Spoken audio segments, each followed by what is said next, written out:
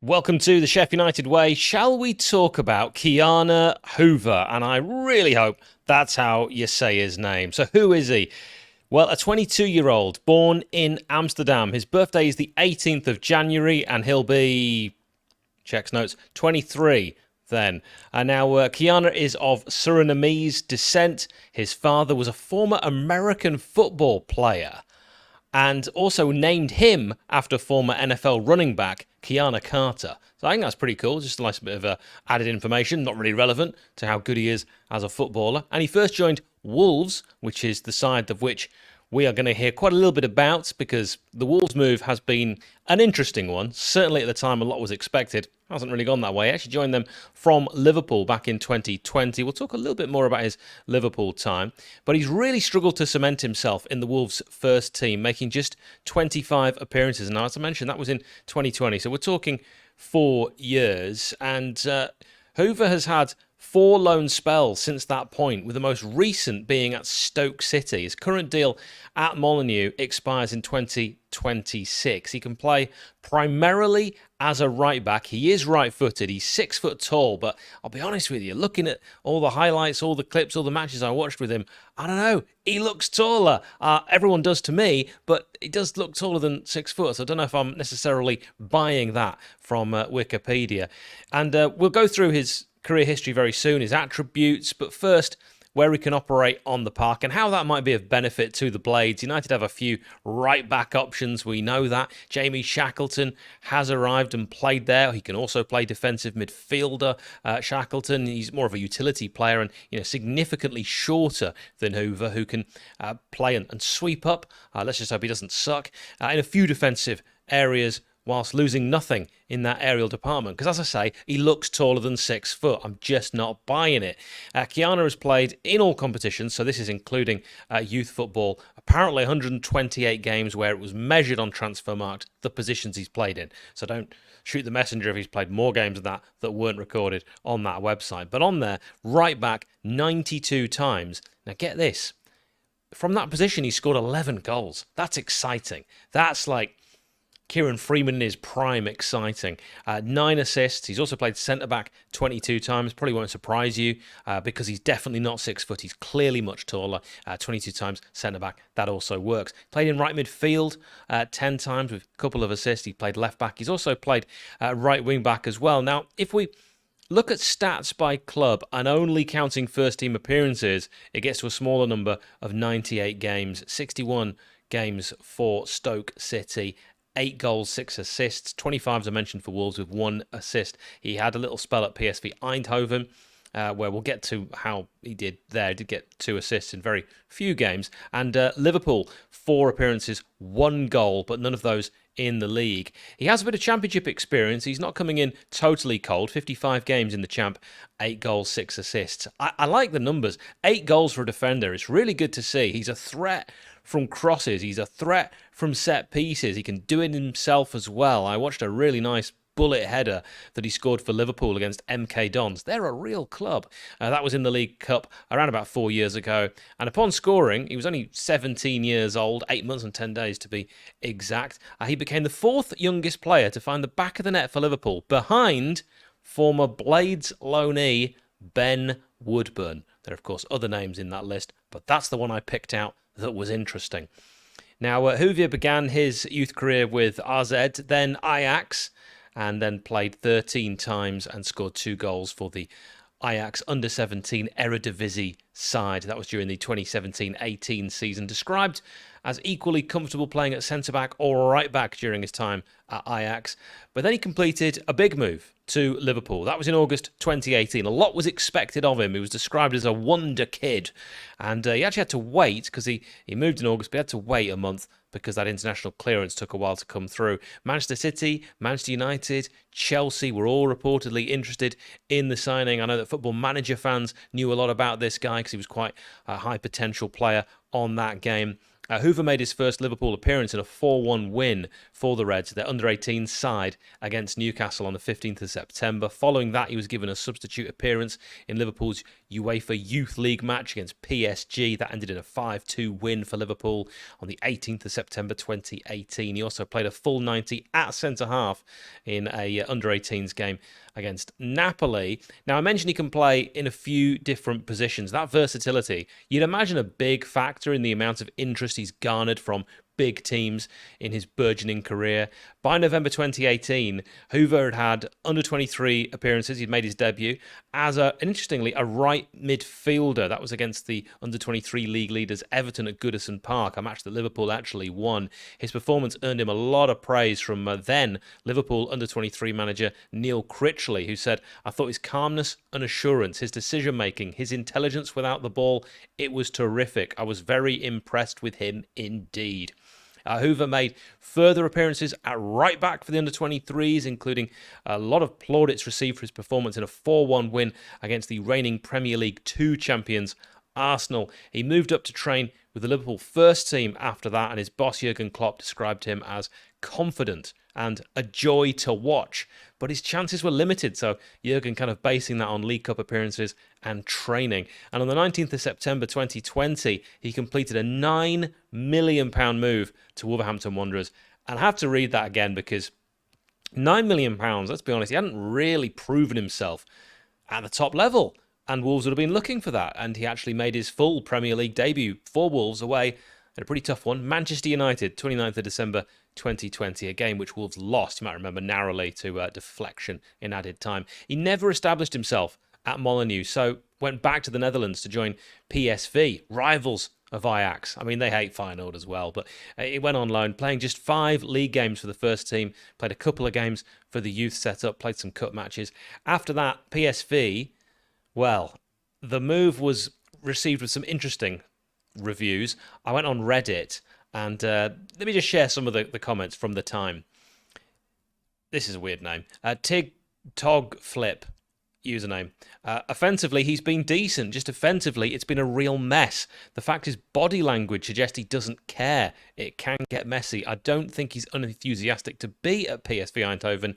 Just seems like his general attitude. Lyrical Forklift said, it seemed quite naturally gifted physically and technically, but if you don't mesh it with the right mentality, you'll never make it. I mean, this is from his time at PSV Eindhoven. You know, I heard Wolves fans as well tell me he lacks consistency, and some Stoke fans share that he has the odd error in him. And we'll talk about Stoke, because it was then on the 27th of January 2023 that he joined the Championship club Stoke on loan until the end of the season. He made 17 appearances, scoring 4 goals, and he was playing as a right back. They liked him in the Potteries, so he went back on loan, this time for the whole of the 23-24 season. He scored on the opening day, actually, in a 4-1 win against Rotherham United. He would play 44 times and bag 4 goals. Internationally, he's played for Netherlands under 17. He's actually scored 3 in his first 5 games. He also participated in the under 17 European Championships in Ireland in 2019, a tournament which the Netherlands actually won. Hoever started as the Netherlands beat Italy in the final with a scoreline of 4-2, a game which saw him actually hit the post from a free kick. I watched a few clips of him taking free kicks. I would say, some were really good, some were, Anyway, it provided the assist for the Dutch's second goal, but he didn't get it. So let's look at his strengths. Well, there's quite a few things that we could look at, but the main 2 were tackling and ground duels from what I've seen and from what I've heard.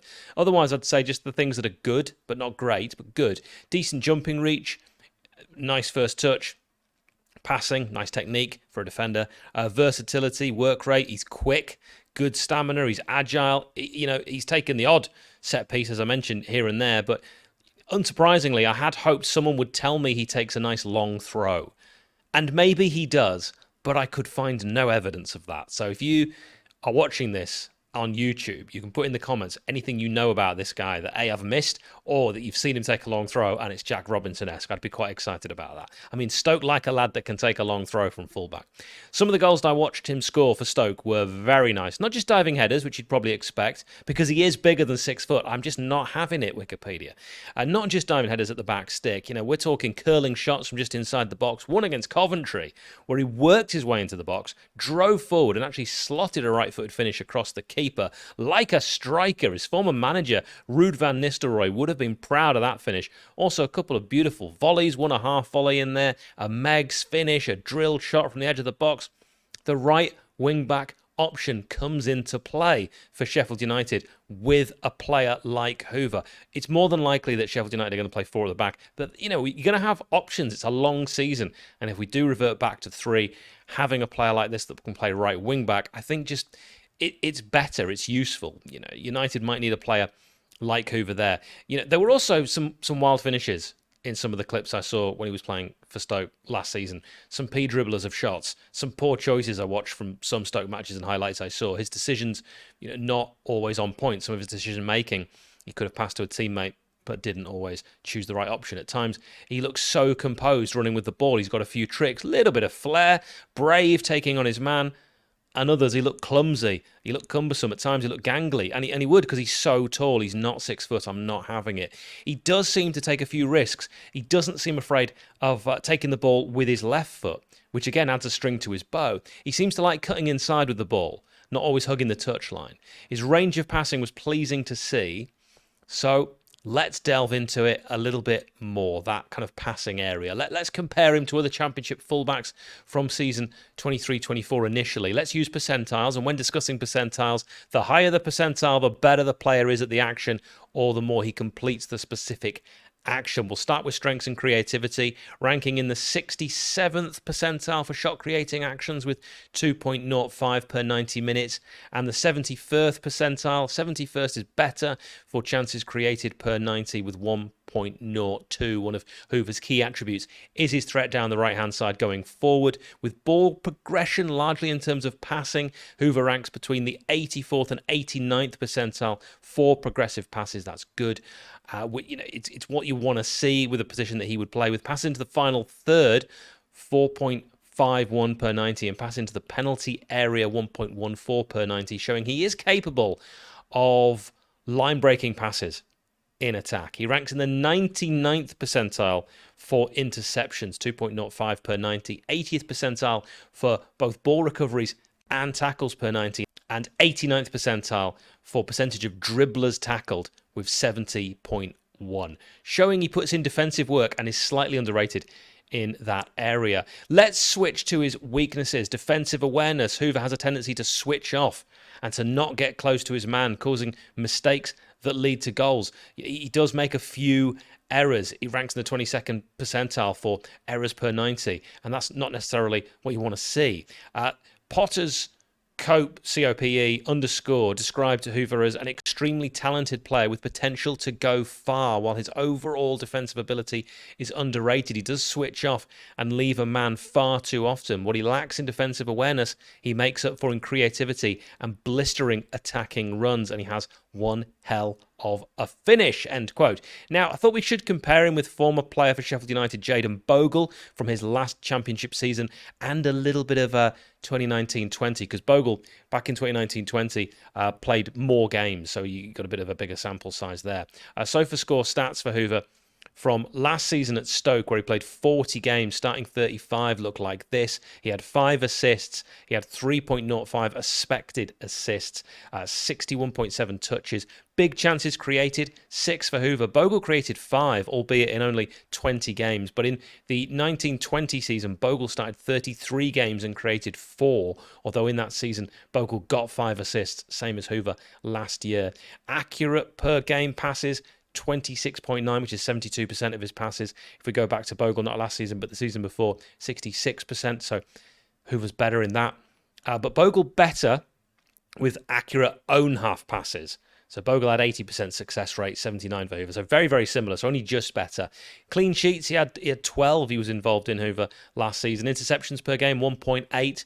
Bogle, last time he was in the Championship, 0.7. Tackles per game, 2.3 for Hoever. Bogle had 1.3. Bogle had 1.8 in the 2019-20 season when he played 33 matches, so still behind. Hoever ball recoveries per game, 4.8, which is very good. Dribbled past per game, 0.7. Bogle had 0.5. Clearances per game, 1.9 for Hoever. Bogle had just 0.8. But Hoever did win with the errors which led to goal. He had 2 errors that were his that led to directly 2 goals. Successful dribbles, total duels won. It's all sort of 50-ish percentage-wise areas, so nothing really to write home about there. Yet here we are. Hoever got 4 yellows, no reds last season. Bogle won slightly more duels and aerial duels, but had a worse success rate. Hoever is not as good at taking on players. He progresses the ball more through passing. Defensively, Hoever and Bogle are, according to the numbers, actually quite similar. Hoever sometimes looks overly comfortable on the ball, messes around with it. Stoke fans told me it is interesting how much, from the clips I saw, he likes to cut back when in a crossing position. Doesn't get tight enough to his man, allowing him to, on occasion, be beaten easily. He presses high, but at times he gets caught out. He has that tendency to switch off, leading to poor decision-making, or he's just sometimes slow to react. However, he is a goal threat. I can't overemphasize how very good going forward Ki-Jana actually is. He has a good ability to progress the ball. He's decent defensively, so let's be honest. Someone who's good attacking, but only decent defensively, he is very similar to Jayden Bogle in that respect and others. Hoever's major worry is his lack of defensive awareness. This may improve with more experience, playing with better players, with age. Remember, he's still just 22. There is a quality player in there, and United could be the team to see him reach and unlock that undoubted potential. What do you think about Ki-Jana Hoever, Blades fans? Let me know your thoughts in the comments if you're watching on YouTube. If you're listening on audio podcast, please take the time, leave us a positive iTunes review. It helps the algorithm. Thank you very much. Up the Blades.